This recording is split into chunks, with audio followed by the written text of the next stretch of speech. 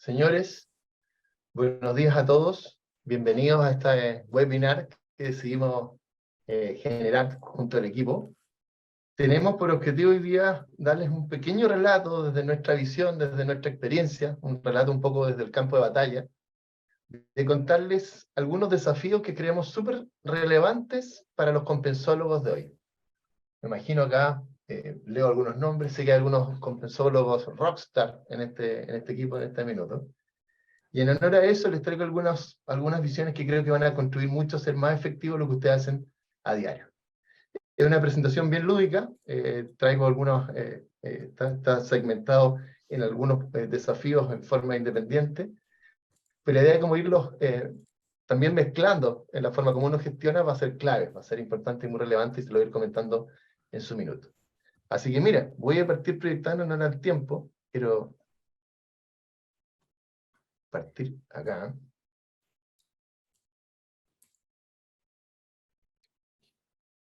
Contarles lo siguiente. Este webinar creo que es súper necesario desde mi punto de vista, porque siento que la forma como se gestionan las compensaciones en los tiempos actuales, sobre todo en los últimos años en nuestro país, producto de todo lo que hemos vivenciado, ha ido cambiando rápidamente. Es decir, las fórmulas hoy día que aseguraban una cierta fidelización de ciertos cargos críticos en tu organización, de ciertas personas que consideramos talentos, comienzan a requerir mecanismos un poco más avanzados, y que de alguna forma esos mecanismos siempre estuvieron ahí, pero requerimos de alguna forma crear una conciencia nueva de cómo operar sobre ello, desde mi punto de vista. Tener un poco de conciencia, que es lo que les traigo a continuación. Ahora, parto con un relato. Te voy a hablar del vuelo de la TAM, el 1325, que salió en la tarde del 27 de octubre del año pasado, que tenía por destino la ciudad de Asunción, salió desde Santiago. Y no sé si ustedes recuerdan esta noticia, pero este vuelo tuvo un vuelo un vuelo bastante normal al final, bastante calmado, pero llegando a la ciudad de Asunción, ocurrió que el clima comenzó a jugarle una mala pasada. Es decir, había una tormenta muy fuerte sobre Paraguay y el vuelo tuvo que desviarse. Fue desviado a la ciudad de Foz de Iguazú. Mira, ahí tenemos un micrófono que podemos silenciar quizás, Paulina.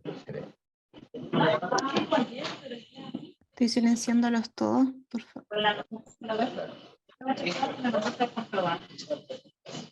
Okay.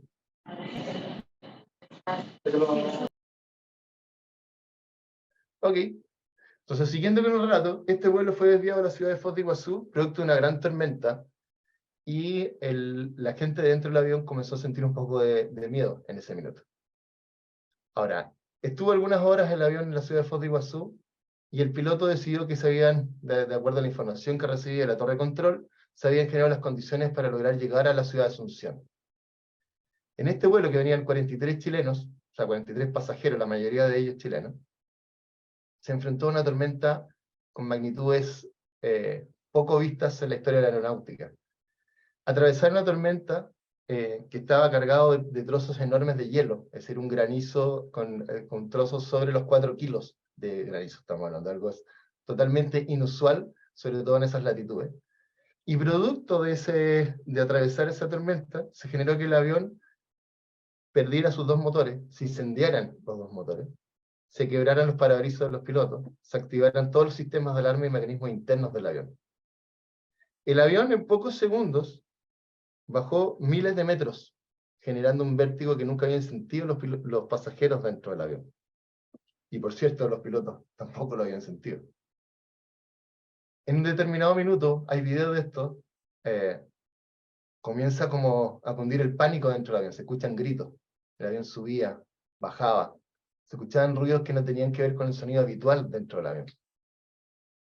Y en un minuto, los motores se apagan. Y se pierde el sonido de los motores dentro del avión. Y este final, que ustedes saben a lo mejor que no fue tan trágico como podría parecer, relatado por los ocupantes dentro del avión, dijeron que en ese minuto estaban seguros de que iban a morir. Es decir, el avión no tenía sonido de motores. El piloto les pide que se pongan en posición de impacto. Y todas las personas que sobrevivieron a este evento, recuerdan ese minuto como un minuto de mucha liberación, con minutos que pasaron como de la pena, como pasaron del miedo, a como una paz enorme. Es decir, toda esa experiencia que a veces nosotros, quizás algunos de ustedes la han tenido, pero todos los que lo imaginamos aún, es decir, cómo será ese último minuto, los llevó a tener una experiencia inolvidable en sus vidas. El avión finalmente logró encender uno de sus motores, logró agarrar, después de haber estado apagado e incendiado, y logró llegar con un motor a medias a la ciudad de Asunción y aterrizó dejando sano y salvo a los 43 pasajeros. Ahora, lo que generó esta experiencia en la vida de estas personas fue algo que podríamos determinar como un punto de quiebre. Es decir, a partir de esta experiencia, estas personas determinaron cosas distintas en sus vidas. Es decir, lo que era importante para ellos antes de ese vuelo, realmente fue distinto después de ese vuelo. Me quedo con lo que le comentaba a un periodista, uno de los entrevistados que iba dentro de este avión, decía, mira, la verdad, fue una experiencia en que yo estaba seguro que iba a morir. Y después de esta experiencia, he transformado mi vida. He decidido hacer cosas distintas, he destinado a darle una cantidad de tiempo distinta a la familia. He decidido, de repente, que el dinero no era lo más importante, he decidido pensar en mi desarrollo. He visto la vida como algo corto y que puedo perder en cualquier segundo. Y cuando yo escuché esa historia, sentí que tenía mucho que ver con nosotros. Y me pregunto si nuestra historia quizás no es tan distinta. Si nosotros nos remontamos al mes de marzo del año 2020, estábamos entrando en un espacio de enorme incertidumbre, enfrentando una crisis sanitaria, económica y social como nunca habíamos visto. Es decir, nos vimos envueltos en un paradigma que nos llevaba como a replantearnos en la forma como podíamos seguir viviendo nuestra vida. En el caso de Chile, yo te diría que fue una crisis que tenía al menos 3 aristas muy fuertes. Teníamos enfrentando una crisis sanitaria que nos llevó a profundos confinamientos, tuvimos una crisis económica, y ahí vimos que el Estado llevó a tener que poner dinero en circulación dentro de nuestro bolsillo para que esto pudiera seguir funcionando. Y a esto si le agregamos una crisis de carácter político-social que enfrentamos como país, nos llevó a una situación que yo diría que es una crisis multidimensional. Es decir, pocas veces en la historia de nuestra nación y de nuestra vida, probablemente nadie, había vivenciado una crisis de esta naturaleza.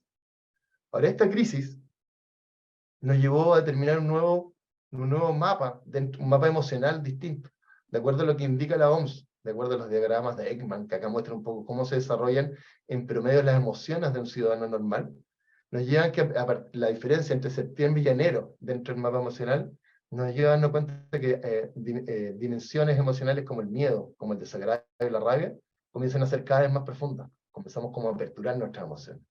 Es decir, como sociedad, enfrentamos un nuevo paradigma emocional y por lo tanto no muy distinto a lo que vivenciaron esos pasajeros en ese avión, en ese vuelo que salió de Santiago a Asunción. Entonces enfrentamos un paradigma distinto. Hay una nueva valoración de todas las dimensiones que tiene la compensación.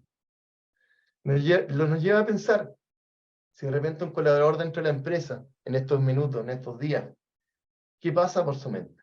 ¿Cuáles son las nuevas conclusiones que está llegando? Quizás nos lleva a pensar en que, por ejemplo, los ambientes de incertidumbre donde él estuvo durante harto tiempo, el encierro que tuvo que vivenciar, si el salario es lo suficiente, cuánto valora el trabajo en equipo, cuál es el desarrollo que estoy teniendo en mi trabajo. Comenzamos a hacernos preguntas que probablemente no hacíamos de a poco, pero comenzamos a hacerlas con más fuerza, con más rigor. Y lo mismo ocurre con los líderes, que se vieron a enfrentar a situaciones que a lo mejor no estaban dentro de su mapa mental. Y los líderes tuvieron que ver cómo conectar la estrategia con la gestión estratégica de las compensaciones, cómo asegurar cierta competitividad, cómo hacer esto sustentable, cómo operar dentro de las políticas de inclusión que existían, cómo jugar con la equidad interna, cómo la legislación me va a afectar. Es decir, son paradigmas, en mi opinión, bastante que cambiaron en muy poco tiempo, de forma muy profunda, y de una forma que al parecer es para quedarse. No lo veo como esto algo como momentáneo, es decir, gran parte de los significativos cambios que enfrentamos durante estos últimos años fueron situaciones que aún siguen existiendo y probablemente van a existir durante harto tiempo más. Entonces, en este nuevo paradigma, yo me pregunto, ¿cuáles son los desafíos que debe enfrentar un compensor? Que no esto parto contándote un poco, ¿no? En esta antesala, lo que nosotros creemos que es importante que debas tener en cuenta para poder salir airoso de los nuevos desafíos que enfrentas gestionar estratégicamente la compensación. El primer desafío, en mi opinión, tiene que ver con el alineamiento estratégico. y aquí algunos se han asistido a algunos de mis talleres, yo siempre parto preguntando qué tan alineada está hoy día la estrategia de compensaciones con la estrategia de tu organización. Entonces el desafío podríamos decir que el modelo de gestión de las compensaciones eficiente enfrentará el desafío de alinearse con la estrategia y la cultura de la organización. Esto puede sonar cliché, puede sonar como, esto de alguna forma ya lo he escuchado antes, pero hoy día yo creo que es absolutamente fundamental. Y acá yo te lo cuento un poco de la experiencia en los proyectos que apoyamos y trabajamos, de cómo muchas veces la estrategia de compensación no está alineada 100% con la estrategia de la organización y comienzan a generarse algunas incoherencias que terminan pagando precios en algún lado. Si yo te pregunto, ¿la estrategia de compensaciones que hoy día existe en tu organización está alineada de verdad con la estrategia global de tu organización? Si ustedes me dicen que sí, ok, excelente. Si ustedes me dicen, mira, en realidad venimos compensando de una forma bastante similar hace cierto tiempo y tratamos de seguir la estrategia de alguna forma, es probablemente encontrar una oportunidad de alineamiento. Ya te quiero dar algunos ejemplos. Por ejemplo, es súper común escuchar en la actualidad estrategias organizacionales, por ejemplo, como crecimiento en el mercado, potencial de innovación y desarrollo, mejorar el clima organizacional, aumentar la utilidad, jugar con la estructura, implementar tecnología, disminuir los costos, asegurar nuestra calidad de servicio, certificarnos en calidad, por ejemplo. Ahora, desde el punto de vista de la compensación, hay aspectos como que queremos buscar como fidelizar el talento, cumplir los acuerdos sindicales, potenciar la productividad, desarrollar ciertas competencias desde el modelo de desarrollo que tiene nuestro paquete de compensaciones, asegurar la equidad interna, ser un imán que atrae el talento, potenciar de alguna forma el desarrollo de incentivos variables que estén alineados con la estrategia de la organización, asegurar estándares de competitividad externa, mirar el mercado, ver dónde estamos parados, y potenciar, ¿por qué no?, nuestra práctica de calidad de vida en nuestro nuevo contexto. Ahora, ejemplos comunes. ¿Qué pasa cuando de repente alguien dice, oye, tenemos una estrategia de disminuir costos, sin embargo, todo tu programa de desarrollar competencias, yo lo veo como un costo excesivo? Y sabes que estos modelos de incentivos variables, de repente no los teníamos dentro del presupuesto, y si los vamos a desarrollar, algo que nos juega un poco en contra. Y comienzan a existir incoherencias donde el líder compensólogo tiene que pelear por lograr espacios presupuestarios para desarrollar su modelo de competencia o para desarrollar de alguna forma sus modelos de incentivos variables. Entonces comienzan a haber incoherencias dentro del contexto estratégico. Por otro lado, ¿qué pasa cuando de repente decimos implementar tecnología y nos preguntamos qué tipo de talento estamos trayendo? Quizás nuestra estrategia de traer un talento estratégico no está siendo la correcta. Si tenemos que redefinir lo que es nuestro nuevo talento en el contexto de cómo vamos a implementar esta tecnología, de cómo, si nos vamos a digitalizar, cuál es el talento que estamos saliendo a buscar. Y de alguna forma, si vamos a implementar esta tecnología y eso va a hacer que las cosas las podamos hacer más fácil, las tomen menos tiempo, es probable que debamos pegarle algún recauchaje en nuestro sistema de incentivos variables. Quizás los indicadores que ahí están definidos, los objetivos que están definidos, quizás hoy día no son consonantes la forma en que vamos a seguir operando, dado cómo se va a implementar esta tecnología. Y de alguna forma, mi modelo de desarrollar competencias, mi modelo de desarrollo interno, ¿en qué competencias debo desarrollarlo bajo el alero de esta nueva tecnología que vamos a implementar? Entonces, nosotros encontramos muchas veces inconsistencia en grandes organizaciones muy reconocidas, con publicidad en televisión, donde de repente encontramos inconsistencia entre la estrategia de la organización y la estrategia de compensación. ¿Qué ocurre, por ejemplo? Dando un último ejemplo, cuando de repente decimos, ok, vamos a potenciar un sistema de incentivos variables, que de alguna forma inicialmente va a generar que haya incentivos que sean distintos. Y si esto no está bien comunicado, probablemente va a afectar mi sentido de equidad interna dentro de mi organizazación. Entonces es bastante probable que a lo mejor termine pagando un precio al desarrollar mi modelo de incentivos dentro de mi equidad interna. Y de alguna forma, si tengo la estrategia de atraer talento organizacional, y por otro lado, estoy jugando a fidelizar los que están, tengo que tener seguro que voy a tener la posibilidad de hacer un plan de sucesión interno, es decir, hay un espacio para que este talento pueda entrar si quiero ser atractivo para él. Si a lo mejor por otro lado no tengo una gran movilidad dentro de mi organización, pues pueden existir inclusive algunas incoherencias e inconsistencias dentro de tu misma estrategia de compensación. Entonces, acá el consejo es tener mucha claridad sobre cómo de repente un objetivo estratégico en un subsistema puede estar pisando los talones un poco el subsistema de al lado, o puede estar de repente entrando en alguna incongruencia con el sistema de focos estratégicos que tiene la organización. Por lo tanto, mi recomendación es siempre tener una comunicación muy abierta, estar muy alineado de lo que se quiere lograr, qué es lo importante y qué es lo relevante. Hasta acá esto suena súper común, súper trivial, pero créeme que muchas de las asesorías que hacemos terminamos apoyándola en este nivel. Estos son niveles donde de repente hacemos nuestros grandes consejos Y tenemos que tener valor para decirle, señores, esto está súper desalineado. Ahora, la estrategia de la organización, cuando nos proponemos lograr algo, nos proponemos llevarnos a un nivel siguiente, muchas veces entra en lucha con la cultura de la organización. De hecho, lo más justo es que se dice que la cultura de la organización se come la estrategia todas las mañanas, la toma como desayuno. Es decir, hoy día la cultura de la organización, si no somos conscientes de que tenemos que tomar acciones en cambiar la forma como nos relacionamos, la forma como vemos las posibilidades, las formas como miramos el mercado, las formas como miramos nuestros procesos, y la forma como nosotros definimos nuestros valores, nuestra misión, nuestra visión sobre la organización, si no trabajo en esa dimensión, probablemente mis estrategias va a tener muy poca posibilidad de desarrollarse. Ahora, también hay que ser consciente que si hablamos de este alineamiento estratégico, de acuerdo a levantamientos que hicimos años anteriores, estudios que hicimos con la Fundación Chile, salía que los líderes dentro de las áreas de gestión de personas gastan casi, lo voy a redondear, un 70% en gestión administrativa. Es decir, por más que esté en un cargo de, a lo mejor de desarrollo organizacional, de compensaciones, que es un pilar de desarrollo estratégico de la organización, probablemente en más de 2/3 del tiempo van a estar destinados a gestión administrativa de las cosas que está haciendo, y no va a quedar poco tiempo, un 30% del tiempo, para de verdad hacer gestión estratégica. Entonces, de alguna forma, las culturas como operan en general las áreas de recursos humanos dejan poco espacio para apalancar desde la estrategia. Por lo tanto, hay un desafío bien interesante en darnos los espacios, en darnos los diálogos, darnos los canales para poder operar de una forma más estratégica. Ahora, Charles Darwin decía que las especies que sobreviven no son necesariamente las más fuertes, ni las más rápidas, ni siquiera las más inteligentes, sino aquellas que se adaptan mejor al cambio. Y acá yo me quedo con un compatriota nuestro que es bien conocido afuera, con Juan Carlos Eilco, que dice, mira, esto lo podemos adaptar también para las organizaciones, donde dicen, las organizaciones que sobreviven no son las más fuertes, ni las más rápidas, ni las más inteligentes, sino aquellas que se adaptan mejor al cambio. Él propone dentro de su libro Capacidad Adaptativa, que lo recomiendo mucho, no tengo ninguna comisión de por medio, ni soy amigo de él, él no sabe probablemente que ni siquiera que existo, pero le recomiendo mucho leer sobre este tema, porque él propone que de alguna forma es sumamente crítico identificar nuestra cultura como organización y tratar de establecer, dada la estrategia que nos proponemos y dónde queremos estar, cuál es el desafío adaptativo que nosotros vamos a enfrentar. Es decir, no todas las organizaciones resuelven sus problemas ni logran cumplir su estrategia de la misma forma. Cada organización tiene una musculatura distinta, tiene una cultura distinta, tiene una forma distinta de ver las cosas. Por lo tanto, hay organizaciones que a lo mejor pueden hacer los cambios de forma más rápida, pueden adaptarse de mejor forma que otras. Perdón, apreté para el otro lado. Entonces, alineado a lo que dice Peter Senge, del director del Centro de Aprendizaje Organizacional del MIT, dice que en el continuo cambio de escenario podemos anticipar que el alineamiento estratégico se convertirá en la base fundamental de la subsistencia y el logro de los resultados esperados de la organización. Y acá voy un poco a ver también y establecer el nivel de madurez que tiene el área de gestión de personas, y no solo de compensaciones dentro de tu organización, donde podemos encontrar que muchas veces hay organizaciones que tienen todos los subsistemas creados.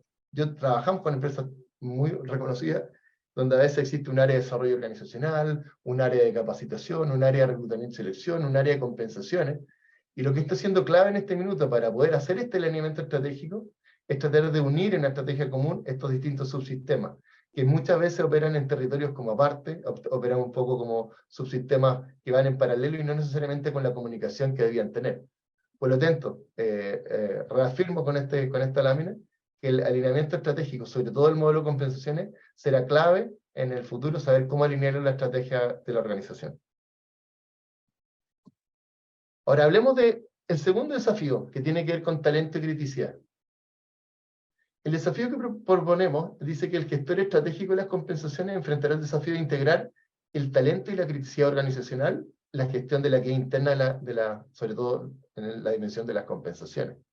Entonces, si usted es un compensólogo que ha operado desde la banda salarial y ha establecido a lo mejor un grado de evaluación o un cierto cargo tipo con el cual se compara el mercado, y sobre eso usted define su salario, ha de saber que a lo mejor hoy día esa forma de administrar va a ser insuficiente. Hoy día las compensaciones tienen un doble matrimonio. Comienza a estar muy amarrado a lo que es la gestión estratégica del talento, y un buen compensólogo tiene que ser capaz de establecer los niveles de criticidad que tiene hoy día su estructura organizacional. Esto, desde mi punto de vista, es un aumento de conciencia que nos lleva a operar en un modelo más avanzado de las compensaciones.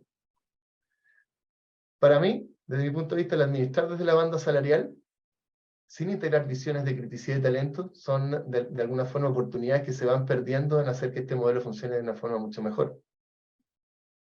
Nosotros definimos el talento desde nuestro punto de vista, de las investigaciones que hemos hecho. Nuestro sistema de talento opera en definir el talento como aquellas personas que tienen conocimiento o a lo mejor características a nivel conductual que nos va a permitir enfrentar nuestro desafío adaptativo, organizacionalmente hablando, de mejor forma. Son personas que nos van a ayudar a lograr nuestro objetivo.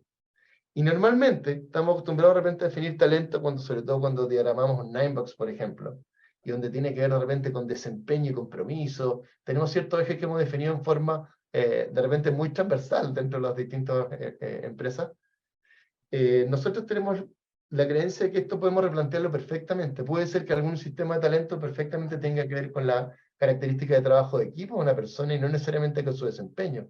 O puede tener que ver más bien con su compromiso y su potencial. Es decir, podemos jugar con los ejes que establecen esta definición de talento. Si de repente hablamos de los polinomios de Saracho, autor argentino, radicado en Chile, que tiene mucha bibliografía al respecto, él dice, mira, hay distintos modelos de talento como tantas realidades como pueden enfrentar su organización. Hay organizaciones que se basan en su desarrollo a largo plazo y potencian modelos orientados al alto potencial. Hay algunos que dicen, mira, operamos en un ambiente más crítico y a lo mejor nuestro foco es retener a los jugadores clave dentro del equipo y operar como modelos como este que aparece acá centralmente. O de repente, mira, en realidad enfrentamos un mercado tan diverso y una forma tan orgánica de crecimiento que a lo mejor nuestro pool de talento tiene que ver con crear un equipo que sea transversal en sus características y en distintos tipos de talento, que hayan distintos instrumentistas dentro de una orquesta de tal forma que esto suene de la mejor forma posible. Ahora, ¿te hace sentido que si a lo mejor yo determino un talento, nuestro gran Alexis, por ejemplo, que yo no sé bien ahí qué tan bien viene jugando, ya no le creo mucho las noticias que aparecen, yo creo que tiene un muy buen agente, un gran jugador que nos dio mucho, lo quiero mucho futbolísticamente hablando. Pero Alexis me haría sentido que si a lo mejor llegara a jugar en mi equipo, dado lo que él representa, desde su liderazgo, de su experiencia, su capacidad, su creatividad futbolística, a lo mejor yo perfectamente podría posicionar una práctica de pago absolutamente fuera de la banda, porque tengo que limitarme por la banda salarial para pagarlo. Y de alguna forma, esto va a hacer que tu modelo de gestión estratégica de las compensaciones sea efectivo o no. Ahora, ¿qué pasaría si de repente juego con una estrella a nivel mundial? De repente si juego de repente con Erling Haaland, por ejemplo, si entrara a jugar en mi equipo. Perfectamente. La forma como él lo compensa va a estar absolutamente fuera de la banda salarial, incluso saliéndose de la línea. Perfectamente. Ese sería su punto de equilibrio. Es decir, lo que yo traigo acá al espacio es que la forma como yo compenso, basado en la banda salarial, me da una noción de donde yo desequilibrar relativamente mi modelo. Pero la posición donde yo voy a posicionar al talento organizacional puede estar perfectamente fuera de la banda. Entonces, tratar de repente de limitar dentro de la banda salarial, distribuir tu talento organizacional puede ponerte en riesgo en los días de hoy. Por lo tanto, va a ser sumamente importante que tú logres entender cuál es el talento que hoy día requiere identificar la organización, que logres de alguna forma mapear el talento organizacional y logres establecer un alineamiento profundo con la estrategia que tiene hoy día tu organización. Ahora, cuando hablamos de criticidad, ¿qué entiendo por criticidad? Acá nosotros definimos los cargos críticos como aquellos que de repente pueden afectar profundamente nuestra continuidad operacional, aquellos cargos que a lo mejor tienen un proceso de formación que es demasiado extenso, caro o complejo, y que de repente un cargo crítico puede ser alguien que a lo mejor, mira, no afecta tanto a la continuidad ni tampoco es tan complejo formarlo, pero tiene que ver con que no hay una oferta de mercado, no encuentro nadie que pueda tomar esa posición. Entonces, de la misma lógica como operaba en un modelo diferenciado para el talento, opero sobre la criticidad de los cargos, donde de repente yo puedo diagramar y decir, mira, voy a establecer dos ejes. Voy a ver desde el tiempo que me toma la formación, porque es muy distinto tratar de tener dentro de un puesto a una persona que a lo mejor en un par de meses lo tengo operando, a traer a una persona que a lo mejor se va a demorar un año en lograr tener madurez dentro de sus funciones. Y de la misma forma, hay personas que a lo mejor pueden afectar profundamente la continuidad operativa. Es decir, personas que a lo mejor se enferman, y por ejemplo en el mundo agrícola hay ciertos operadores dentro de las plantas que conocen los sonidos microscópicos que tiene una máquina y saben predecir de alguna forma cómo está operando. Esas personas afectan profundamente la continuidad operativa y son personas que son compensadas de una forma distinta, ya sea desde su modelo de calidad de vida, desde las prácticas de beneficio, a la forma como recibe su salario. Es decir, se genera una compensación diferenciada para los cargos que a lo mejor afectan profundamente nuestra continuidad operativa. Ahora, hay cargos que a lo mejor podemos definir la criticidad con aspectos, por ejemplo, sobre el costo de formación. Yo me recuerdo que una empresa del mundo forestal me decía, yo gasto millones de pesos en llevar a las personas a estudiar a otros países cómo aprender a operar o hacer la mantención dentro de un equipo. Y resulta que al poco tiempo, por más que hayamos firmado contratos y acuerdos, terminan trabajando en nuestras organizaciones. O sea, aquí me están levantando la gente. Por lo tanto, estos cargos a lo mejor son críticos y yo deseo compensarlos de una forma distinta producto del alto costo que tiene esa formación. O de repente, cuando hablamos de cargos que son críticos de encontrar dentro del mercado, como antiguamente, y quizás hasta el día de hoy, un operador de una agrobarquilla es un cargo que cuesta mucho encontrar en algunas regiones de Chile y por lo tanto es compensado de una forma distinta. O hasta el día de hoy, como puede ser una enfermera dentro de cualquier sistema de salud, sigue siendo un cargo que es compensado de una forma diferenciada producto de la criticidad que tiene. Ahora, si lo vemos esto visualmente, podríamos hacer, por ejemplo, el caso de las temporeras. Una temporera tiene una forma de ser compensada para que logre generarse un apalancamiento en la forma como fidelizarla desde el punto de vista de las compensaciones, tiene que tener una práctica de pago diferenciada. Son personas que muchas veces traen un conocimiento, una técnica entrenada producto de años, que vale muchísimo para las empresas, sobre todo del agro. Entonces, nos da toda la lógica entender que a lo mejor una temporera del mundo agrícola podría tener una posición totalmente fuera dentro de la banda salarial.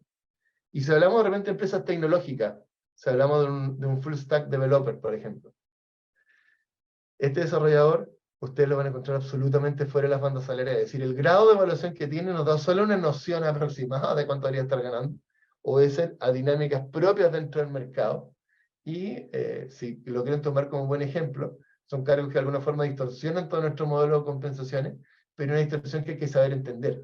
Entonces acá yo me llevo como experiencia de este desafío, es que a partir de ahora, si ustedes quieren seguir siendo un compensador o rockstar, van a tener que ser capaces de entender cuál es el talento organizacional, cómo identificarlo dentro de tu organización, y cómo llevar eso a la gestión estratégica de las compensaciones. Y de la misma forma, cuáles son los cargos que realmente son críticos. De alguna forma, siento que las organizaciones operan de forma bien intuitiva, aunque a veces podríamos desarrollar un modelo más avanzado. ¿Qué te parece esta tabla acá? Por ejemplo, son los modelos que utilizamos nosotros de tensión salarial, donde tratamos de diferenciar y mapear ciertas categorías de talento, ciertos cargos ciertas categorías de criticidad, y establecemos ciertas formas de pago diferenciado. Ponemos un centro de banda distinto. Este es un ejemplo de cómo nosotros tratamos de resolver desde el punto de vista de la compensación salarial, la forma como estamos gestionando estratégicamente las compensaciones. ¿Qué tal? Los pantallazos ahí. Ok. Te voy a hablar del tercer desafío. Te voy a hablar de la compensación no monetaria en general. Yo creo que todos hemos visto cómo esta dimensión ha ido tomando fuerza en los últimos años. Entonces, el gestor estratégico de las compensaciones enfrentará el desafío de fortalecer las prácticas de compensación no monetaria del modelo de compensaciones. Es decir, vamos a tener que cargarnos a ese lado del modelo, donde a lo mejor operamos durante harto tiempo de una forma un poco más automática. Si ustedes recuerdan el modelo World at Work, que es una forma de ver las compensaciones de las infinitas formas que existen, donde dicen, mira, acá hay un lado que es más monetario, que tenemos la compensación fija y variable, y de alguna forma la dimensión de los beneficios. Existe un lado izquierdo de este modelo, que tiene que ver con las prácticas de desarrollo, los modelos de reconocimiento, y las prácticas de calidad de vida al interior de la organización. Entonces lo que propone esto, el desafío actual que se propone en este punto, entender que hoy día la organización al menos le están poniendo muchas fichas, están apostando mucho por estas prácticas. Estas prácticas existen hace mucho tiempo, yo creo que todos las hemos visto, todos hemos trabajado con ellas, pero quiero traer el espacio que hoy día vas a tener que generar la capacidad de gestionar estratégicamente este tipo de prácticas que a veces requieren entender bien la cultura de tu organización, que requieren entender bien, de alguna forma, qué valora tus colaboradores. Ahora, en general, hemos visto en varios estudios, y acá hago un comentario, por repente agarro un estudio de una reconocida consultora, veo el de la otra consultora, veo un estudio que sale en el diario, y de repente, cuando le preguntan qué es lo que valora la gente para seguir y permanecer dentro de la organización, aparecen distintos números súper disímiles. Entonces, esto viene a veces de una encuesta en Twitter, o vienen de repente de una encuesta en LinkedIn, pero acá, mira, tratamos de tomar algunos estudios con una base un poco más científica, y llegamos que en promedio, desde la pandemia, las prácticas de calidad de vida han superado a las prácticas salariales, que siempre tratan de poner un poco abajo, pero el salario sigue siendo un elemento súper importante por el cual las personas eligen seguir trabajando en las organizaciones, al menos desde estos estudios. La calidad de vida parece tomando la cabecera desde los últimos años. Cuando hablamos, de las prácticas de calidad de vida, estamos hablando de todas aquellas prácticas que buscan de alguna forma enfatizar la dimensión humana del trabajo, que frecuentemente encriptar los criterios técnicos y económicos de los colaboradores para el diseño de los puestos de trabajo. La calidad de vida, al final, nos va a decir lo siguiente: la vida no se mide por la cantidad de veces que respiras, sino por los momentos definitivamente inolvidables, nos dice Hitch, esto antes que pegar a la cachetada en la entrega de los Oscars.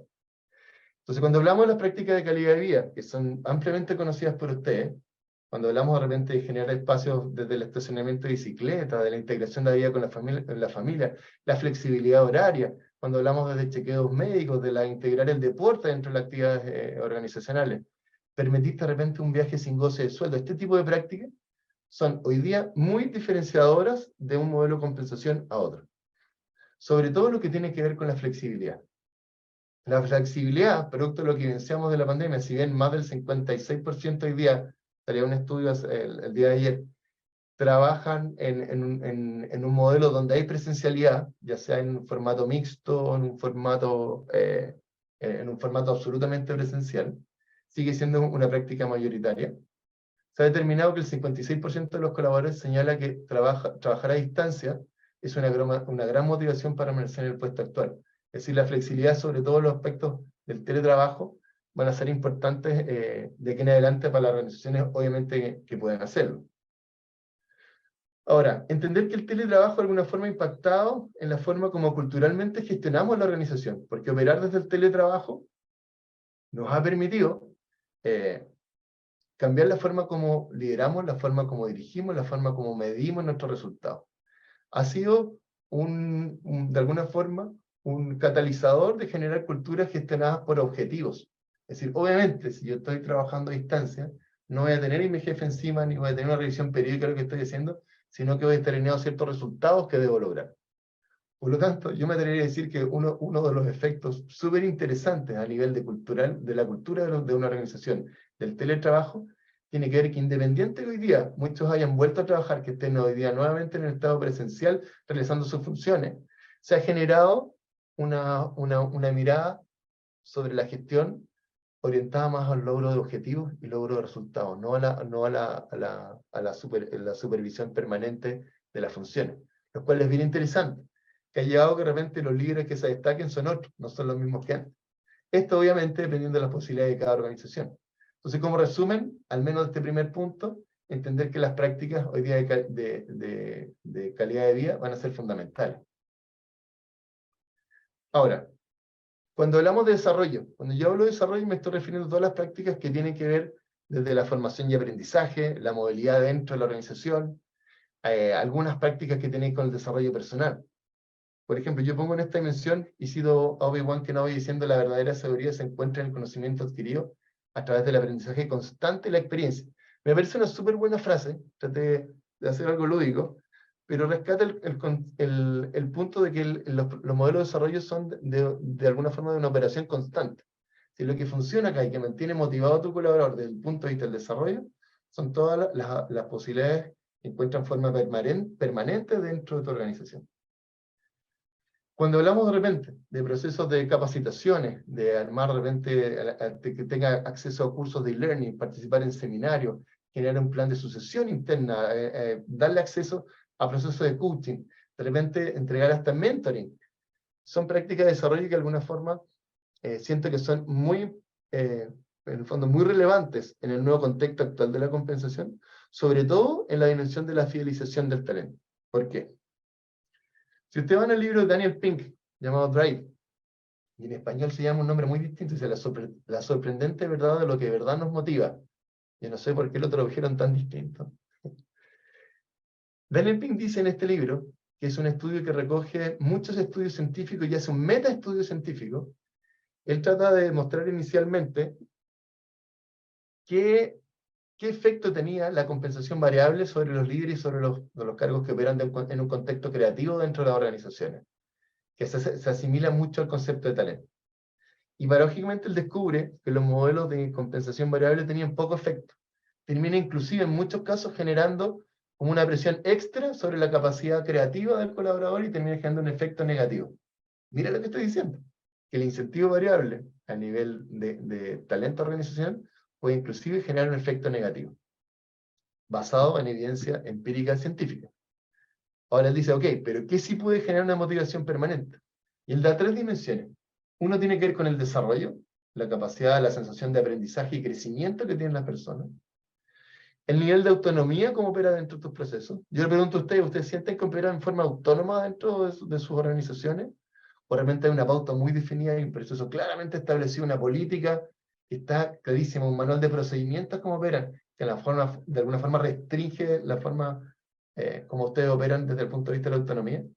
Ok, eso es un aspecto interesante a evaluar, es decir, la autonomía apalanca fuertemente la motivación.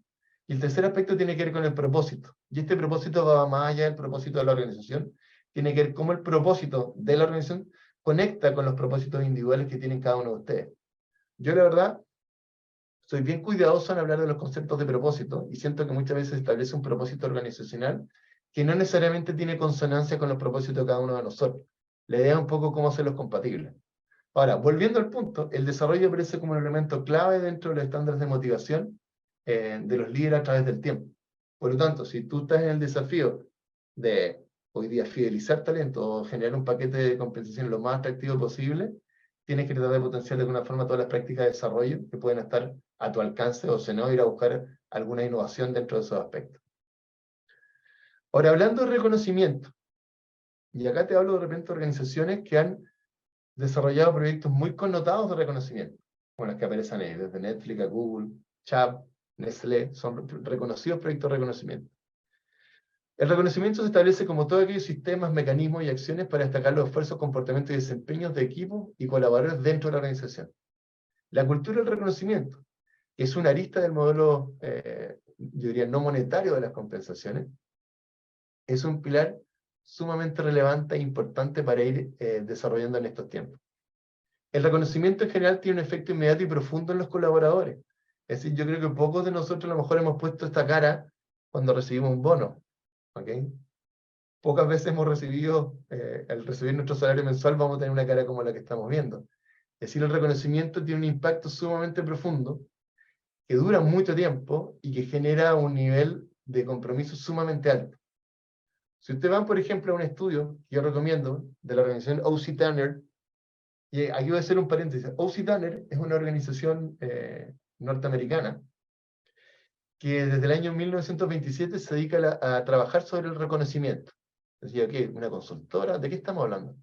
Es una empresa que originalmente se dedicaba a fabricar trofeos y medallas. Estamos hablando del elemento físico. Y con los años esta organización, debido a la visión comprometida de esos líderes, ha desarrollado investigaciones sobre el efecto que tiene el reconocimiento y ha llegado a desarrollar el O.C. Tanner Labs, que es una de las organizaciones más relevantes en el estudio del reconocimiento. Y hay un estudio que desarrollaron en 2013, tomando una muestra empírica de miles de empresas, ojo, miles de empresas, miles de organizaciones, y establecieron cosas muy reveladoras que siguen teniendo gran valía hasta el día de hoy, que nunca se habían medido con ese nivel de profundidad. Ellos dicen, por darte una cifra interesante, que cuando hablamos sobre cuál es el efecto sobre el engagement, sobre el compromiso, dejemos el engagement como compromiso, sobre una organización que practica o no practica prácticas de reconocimiento, digamos que pasa desde un 34% de organizaciones que no practican el reconocimiento, ahora a un 78% cuando la organización sí tiene una política y una estrategia de desarrollar prácticas de reconocimiento. Por lo tanto, estamos entendiendo casi que sobreduplica de alguna forma la cantidad de colaboradores altamente comprometidos dentro de una organización. Les invito a investigar y van a ver que el efecto del reconocimiento es sumamente potente. Ahora, en general, si yo quiero desarrollar un plan de reconocimiento, te traigo algunos puntos que han sido relevantes en proyectos que han sido exitosos en esta materia. Primero, identifica la cultura de tu organización, porque no todos los tipos de reconocimiento operan de la misma forma. Es decir, vamos a reconocer de repente resultados, vamos a reconocer el compañerismo, vamos a reconocer de repente el trabajo en equipo. Vamos a hacerlo de carácter formal, es decir, vamos a poner un escenario, vamos a premiar a los mejores vendedores, perfectamente puede ser. O vamos a potenciar de repente un relacionamiento que ocurra en forma más natural, de una forma orgánica, este reconocimiento en el pasillo, diga, Rodrigo, quiero felicitarte realmente por el desempeño que has tenido durante esta charla, que esto pueda fluir de una forma más natural. Le llamo yo el reconocimiento informal, ¿no? que opera dentro de los pasillos. Entonces, lo primero es identificar, para armar bien tu estrategia, la naturaleza y la cultura de tu organización. Por otro lado, ve qué competencias tenemos que ir a desarrollar, porque esto requiere ser transversal. Acá requiero subir todo arriba del caballo, requiero que todos podamos operar dentro de una cultura de reconocimiento, y tenemos que alinear muchas veces ciertas competencias, que tienen que ver desde la capacidad para reconocer, la capacidad de empatizar, la capacidad de, inclusive de comunicarnos. Por otro lado, trata que de repente el reconocimiento, más allá de lo que está gestionando quizá inicialmente un área de compensación, o un área de cultura organizacional, un área de gestión de personas, termine siendo un espacio donde los mismos equipos se puedan autorreconocer, que sean los mismos equipos que puedan democratizar de alguna forma este reconocimiento, y que sean ellos mismos los que administren el sistema. Es decir, que ojalá el reconocimiento no provenga del área de gestión de personas, ni el gerente general, que provenga ojalá de los mismos equipos, que existen esos mecanismos. Es interesante dosificar para que esto sea exitoso, el generar una cultura de reconocimiento informal, de ir potenciando competencias y ir abriendo esos espacios en forma natural, y también tener ciertos hitos de carácter formal. Si los modelos exitosos son los que mezclan el trabajo sobre prácticas formales e informales de reconocimiento. Y lo que es importante, y que muchas veces, aunque hayas completado los 4 puntos anteriores, el punto 5 dice, asegúrate de tener estándares de equidad y honestidad dentro del proceso. Es decir, asegúrate de que el reconocimiento es auténtico, que es genuino, y que estamos siendo honestos y que no estamos reconociendo por reconocer, ni estamos poniendo una foto de él como empleado del mes, solamente por poner una foto. Aseguremos que esto de verdad sea respetado, que sea honesto, y que ojalá sea muy equitativo en los análisis que se hacen. Es decir, si alguien tiene un resultado similar a otro, ojalá te haya reconocido también. Entonces es importante destacar ese punto. Ahora, obviamente, todos los aspectos de compensación no monetaria, ya sea prácticas de calidad de vida, modelos de desarrollo y los modelos de reconocimiento, entran nuevamente en este gallito con la cultura de la organización. Por lo tanto, es probable que la organización, como dice Juan Carlos Eichhorst, enfrente un desafío adaptativo y requiera aprender nuevas cosas para enfrentar el desafío de incorporar estos aspectos de la compensación no monetaria dentro de su sistema de compensaciones.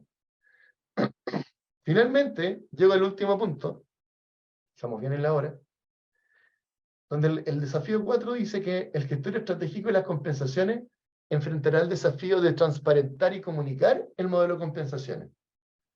Yo siento que el modelo de compensación nunca ha sido un secreto necesariamente dentro de las organizaciones, pero muchas veces es un subsistema que los detalles, cómo se evalúa un cargo a partir de una descripción de cargo, cómo se define la banda salarial, con qué percentil del mercado nos comparamos, en qué posición lo voy a posicionar, es algo que técnicamente domina el compensólogo y no necesariamente lo entiende el resto de la organización, tanto para arriba, tanto para abajo. Pero si hoy día vamos a acceder a las nuevas técnicas, por ejemplo, de inteligencia artificial, y preguntamos cómo podría hacer una evaluación de un cargo, el sistema va a empezar a entregar esa información. Entonces hay que entender que vamos a pasar de la famosa caja negra de las compensaciones, que no necesariamente es un secreto, pero una caja que a lo mejor en lo técnico el mecanismo no era entendido ni comprendido por todos, a una caja que se va a abrir y va a empezar a democratizarse. Es decir, vamos a evidenciar la democratización de la información. Entonces, esto va a implicar que las personas van a entender ahora con más profundidad cómo su descripción de cargo o cómo su desempeño puede afectar la forma como se terminan sus prácticas de pago, o cómo de repente va a equilibrar el sistema de beneficios que le estoy entregando, o inclusive hasta las prácticas de calidad de vida. Entonces, Gabriel García Márquez decía que lo que no se comunica no existe. Entonces, de alguna forma, el modelo de compensaciones que está en la cabeza del entendimiento de algunos líderes, y obviamente del equipo de compensaciones, es algo que no estaba en la alfombra, en el tapete de las conversaciones, es algo que de alguna forma no existía, y ahora sí va a empezar a existir. Por lo tanto, es fundamental ir pensando en una estrategia de esto, cómo comunicarlo. Entonces, para armar un buen plan de comunicaciones, y esto tiene que ver con planes de comunicaciones relacionados a, en el fondo, transmitir cómo ver un sistema de compensaciones, es fundamental definir cuál es el objetivo de lo que queremos comunicar, desarrollar materiales que sean claros y resumidos. Si vamos a hablar de percentiles, estudios de mercado, de medianas, de 20% hacia arriba, 20% hacia abajo, tenemos que tener material que sea claro y resumido. tenemos que tener espacio para personalizar la comunicación. Es importante que todos lo entiendan y todos entendemos de repente con velocidades distintas. Por lo tanto, si bien podemos tener una estrategia como central de comunicación, tener siempre espacios abiertos para acompañar a cada colaborador en el entendimiento de este proceso. Y generar espacio de discusión. La comunicación perfectamente en este sistema puede ser bidimensional. Por lo tanto, hay todo un desafío desde el punto de vista comunicacional, porque esto ya está ocurriendo, cada vez va a ser más visible y va a estar al alcance y en el alcance del conocimiento de todas las personas dentro de tu organización. Ahora, esto va a requerir asegurar que tengas bien manejada la equidad. Acá son muchos los estudios los proyectos de compensaciones donde hacemos un análisis, analizamos una organización y nos damos cuenta de que hay ciertos cargos que a lo mejor están subpagados, algunos están sobrepagados, que algunos ganan más que otros. Va a ser necesario tener manejado eso para poder manejar con éxito el plan de comunicación. Es decir, si yo voy a explicar cómo opera mi sistema de compensaciones, ojalá que la persona que lo comience a analizar y empiece como a compararse, a mirar hacia el lado, pueda enfrentar un paquete de compensaciones que esté bastante sano, de alguna forma. Si no, va a ser el primero en saltar a hacer preguntas sobre por qué se encuentra en esa posición. Ahora, cerrando mi presentación, solo contarles que me encanta esta frase de Joseph Pulitzer, periodista del siglo antepasado ya, donde él decía: consejo para todo aquel que desee comunicar algo. Expréselo brevemente para que lo lean, claramente para que lo entiendan, en forma pintoresca para que lo recuerden y por sobre todo, verazmente para que se guíen por esa luz. Y es parte un poco de la presentación que queríamos hacer hoy día. Tratamos de armar algo breve, algo que sea claro, no sé si me salió tanto, traté de hacerlo lo más pintoresco posible. Pero sí, quédense con la verdad de lo que estoy contando, porque aunque dicen, oye, calidad de vida, eso yo ya lo sabía, pero créeme que hoy día se está ponderando de una forma distinta y te quiero transmitir eso para que puedas hacer de mejor forma enfrentar tus desafíos actuales desde el punto de vista de la compensación. Ahora, contarles próximamente en lo que estamos. Nosotros el día 1 de junio, y aquí tomen nota, vamos a estar realizando un taller intensivo de 2 horas y media de descripción de puestos. Y este taller va a ser gratuito. Doña Paulina Gromuset, directora del LBG Compensa Chile, va a tener el honor de dirigir este taller, donde vamos a aprender cómo es el proceso de generar una descripción desde el punto de vista metodológico, que sea práctica y aplicable a cualquier necesidad de tu organización. Es un taller que está dirigido tanto al equipo de gestión de personas, recursos humanos, y sobre todo a las áreas que están relacionadas a lo que es atracción de talento y compensaciones. Ese es el foco especial que tiene. Si yo fuera usted, no me lo perdería. 1 de junio, 10 AM, 2,5 horas, taller gratuito. Ahora, junto a este taller, y para nosotros seguir existiendo, y queremos seguir entregando nuestro conocimiento práctico, de la forma que ustedes conocen, este 8 y 9 de junio estaremos dando nuestro taller de Fair Pay, que es una visión renovada de nuestro taller clásico de administración de las compensaciones. Tiene un costo de 6 UF, ahí está el precio dólar para los amigos que nos siguen desde otros países, y es un taller que nos va a enseñar todos los secretos de cómo gestionar estratégicamente la compensación en una dimensión similar a la que vimos hoy día, pero de una forma mucho más profunda y aplicada, de tal forma de transformarte en un verdadero rockstar de las compensaciones. El día 15 y 16 de junio tendremos el taller de evaluación de puestos, que es un taller de 8 horas, en 2 sesiones de 4 horas, que tiene por objetivo enseñar, más allá de la metodología de evaluación, de ver cómo ponerle un grado a un cargo, tiene que ver con toda la visión necesaria para entender de forma consciente cómo está estructurada tu organización, entender la relación que existe entre los cargos, entre las distintas funcionalidades, y de repente hacer un doble clic a ese organigrama que siempre has visto y entender cuáles son las verdaderas relaciones entre ellos, y cómo eso se traduce en los pesos relativos que pueden tener los cargos, y obviamente poder sustentar desde la evaluación de cargos, desde un modelo de sucesión, desde un análisis organizacional, desde una reestructuración, e inclusive hasta un modelo de compensaciones. Y finalmente, les cuento que el día 6 de julio estaremos dando un taller sobre el desarrollo de prácticas de reconocimiento, que tiene por objetivo transmitir las prácticas que han sido exitosas en diferentes casos a nivel mundial, y que de una forma hemos tenido la capacidad de ir desarrollando dentro de nuestros proyectos. Es un taller de 4 horas, es un taller más comprimido, y desde mi punto de vista, yo en lo personal, como que pensólogo, me salgo como relator en este minuto, es algo que me apasiona. Siento que se puede hacer muchísimo de ese lado, tiene un impacto en la cultura organizacional, no necesariamente esto se va a aumentar los costos, tiene que haber un proceso más de transformación. Y a mí, cuando se relaciona la compensación y la cultura, a mí me apasiona. Entonces es una temática que creo que va a estar va a ser un tema bastante interesante que ustedes pueden integrar en su currículum como rockstar organizacional. Esto es lo que tenía preparado para hoy, señores. Rodrigo, ¿Sí? sí, a 5 minutos del cierre, agradecer en el fondo la ponencia, tu relatoría, y un poquito tener tu reflexión sin necesariamente dar una respuesta. Nos llegaron unas consultas y en líneas generales habla de tener bandas diferenciadas para talentos y cómo manejamos el concepto de equidad o inequidad cuando administramos contención salarial. La comunicación, el saber quizás que el jugador de al lado o la jugadora de al lado gana más. Tu reflexión en estos puntos, así me deman un poco al cierre. Mira, sobre este punto, yo creo que si nosotros no diferenciamos el talento organizacional o no diferenciamos un cargo que es crítico, el concepto al cual le llamamos nosotros equidad está distorsionado. Es decir, está mal. Si yo le pago lo mismo a Alexis Sánchez que le pago al resto de los jugadores, no estoy siendo equitativo. Equitativo es un jugador, va a ser posicionar a ese jugador en una banda distinta. Por lo tanto, siento que los modelos de atención salarial nos llevan a la realidad más equilibrada de la verdadera equidad interna que tendría que existir al interior de la organización.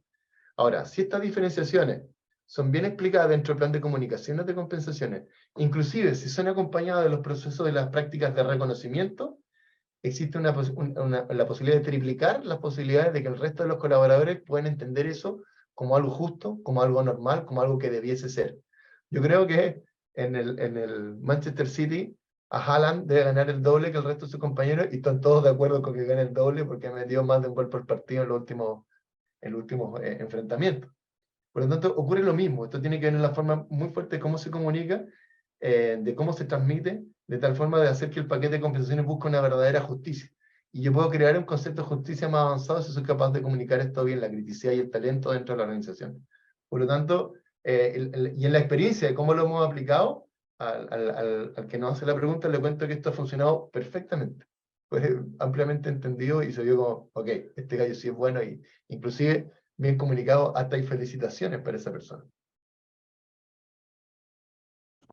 Muchas gracias.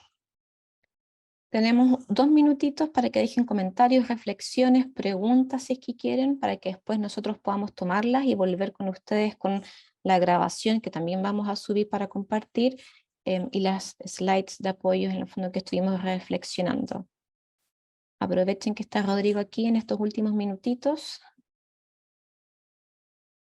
Hola Rodrigo, no sé si me escuchan. Perfecto, sí.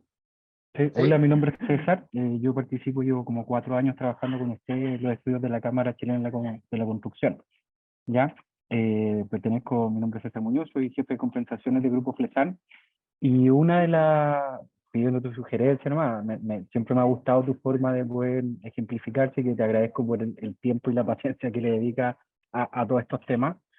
Pero dentro de tu visión, uno de los desafíos bastante grandes que al menos quizás representa nuestro rubro, efectivamente la necesidad de desarrollar estándares de equidad, ¿ya? En los modelos de compensaciones, porque tal como dices tú, nos empezamos a comparar y encontramos que hay personas que están muy bien pagadas y quizás los objetivos que ellos persiguen no son los mismos porque vienen con historias de incrementos quizá no tan estándares, ¿ya? Dentro de lo que se debe hacer.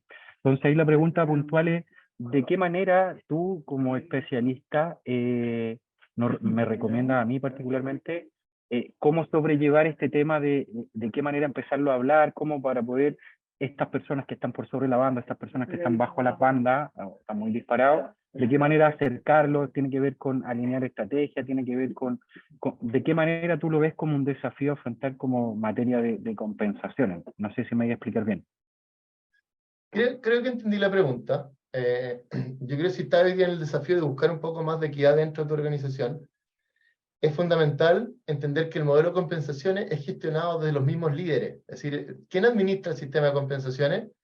A lo mejor en lo administrativo y en lo técnico puede ser el área de gestión de personas, pero el que de verdad tiene que apoyarte en esta comunicación y entender, de forma de poder explicarte, porque hay algunos cargos que a lo mejor están abajo y algunos están arriba, tienen que ser los mismos líderes de las distintas líneas. Es Es decir, el compensólogo acompaña al líder en esta transmisión. Ahora, en general, ocurre que muchas veces la organización se van desarrollando en el tiempo, van cambiando sus funcionalidades, y es probable que de repente las personas están en un mismo grado, en una misma banda, en una situación que a lo mejor parecía correcta en un comienzo, y en el tiempo comienzan a verse que están fuera de la banda. Es decir, porque el cargo a lo mejor cambió de grado, el perfil es distinto, y la persona sigue estando en una práctica anterior, de alguna forma. Creo que la gestión de la guía interna es un caso que hay que mirar en el caso a caso, en el 1 a 1. Nosotros somos súper creyentes que cuando se analiza un sistema de compensación, y hay algunos que están bajos y algunos están arriba de la banda, por ejemplo, es algo totalmente normal y no necesariamente es un problema si hay una buena explicación de por qué ocurre así. Si los que están arriba obedecen a cargos críticos, son talentos, está excelente. A lo mejor estamos haciendo un modelo realmente competitivo, estamos tensionando el modelo. Pero si por otra parte hay cargos que están abajo y son cargos que a lo mejor están en una fase de desarrollo, hay una historia porque están ahí, puede estar perfectamente dentro de lo normal, pero lo podemos ir gestionando en el tiempo. Entonces, yo siento que el desafío que tú tienes de ir gestionando la equidad tiene que ser mirado en el caso a caso y contar, y gran recomendación, trabajar con los líderes este tema, que no sea un poco la responsabilidad tuya, César, que seas tú el que tiene que dar la noticia, el que tiene que tomar la decisión, tiene que ser una decisión tomada en forma conjunta con los distintos líderes. No sé si respondo bien la pregunta. Sí, sí, muy claro, Rodrigo, muchas gracias. Dale, César.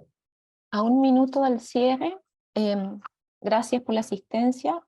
Comentarles que les haremos llegar una encuesta para que nos puedan retroalimentar en virtud de cómo estuvo la ponencia de Rodrigo, si hubo claridad, si se escuchó bien, temas técnicos también, y en paralelo también el forms para que puedan inscribirse aquellos que estén interesados o interesadas en nuestros futuros cursos, para que estén atentos a su correo.